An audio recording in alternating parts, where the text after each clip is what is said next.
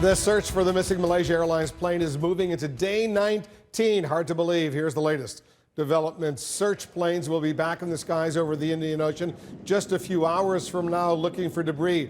Bad weather in the search area grounded the planes yesterday.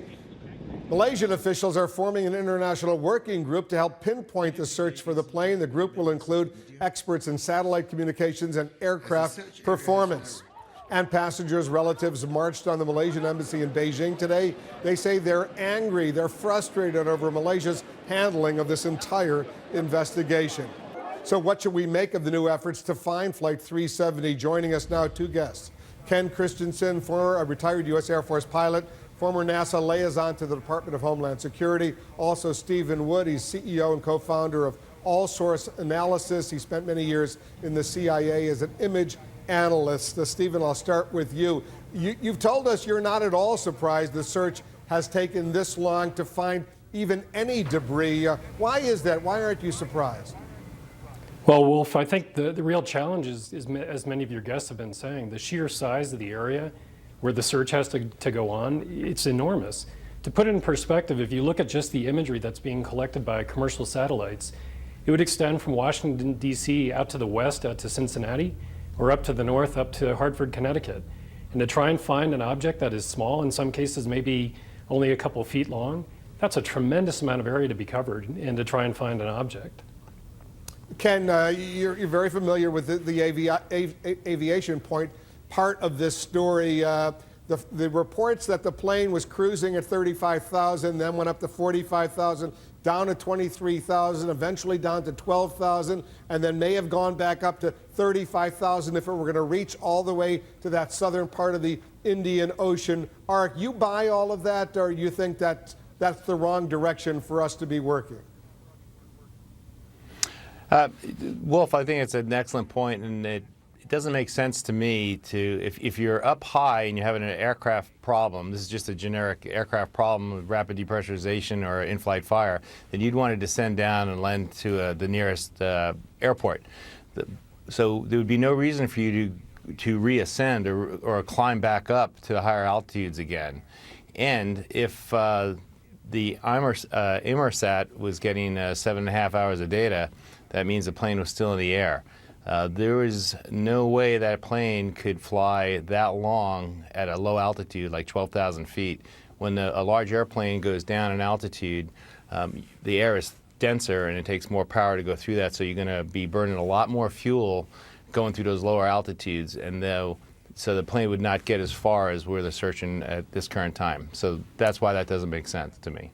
Stephen, you're very familiar with satellite imagery. You've spent a career dealing with these kinds of images. The Prime Minister of Malaysia, based on Inmarsat, based on the information, the new analysis they received, he makes a definitive statement that the plane is in the waters of the Indian Ocean. Malaysia Airlines releases a statement that all the people on board are dead. Is that information enough for a Prime Minister to make a definitive statement like that? It must have been terribly challenging, Wolf. And the way I look at it is you still need to see that conclusive evidence. I think that's what everybody's still looking for, is the search will continue on, and it needs to.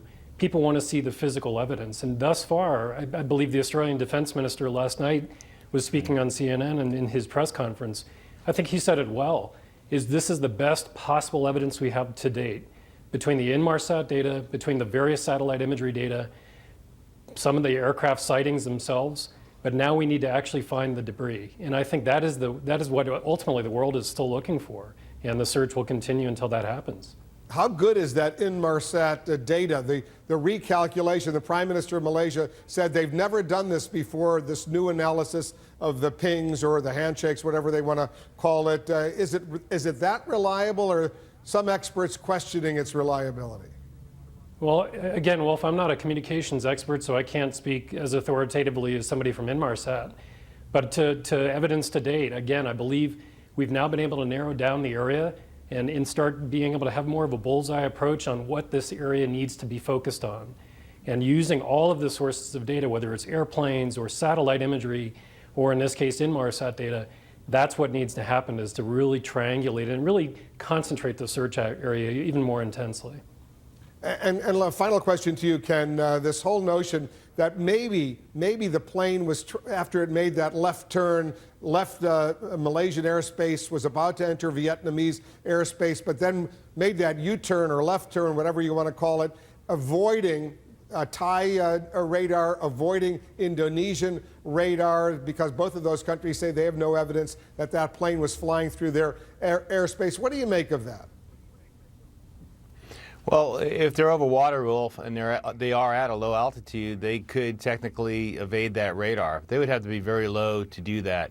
At 12,000 feet, but 12,000 feet is not that low. The radar from the ground radar could still detect them. Exactly. So if they were further out from the water, because it's not quite clear to me where they actually were when they were at that altitude. So some radars have gaps in them, some don't, depending on where they're transiting through. So you could get low. I mean, there's sometimes when you're at 5,000, 6,000 feet and you're not picked up on radar just because you're so far out. So you start dropping off as the Earth will curve, and you have to be at a higher altitude to be visible to radar. But if you're flying over land, people will hear that plane flying over and probably point Absolutely. that out. Yeah. All right, Ken, thanks very much. Ken Christensen, Stephen Wood. Guys, thanks for your expertise.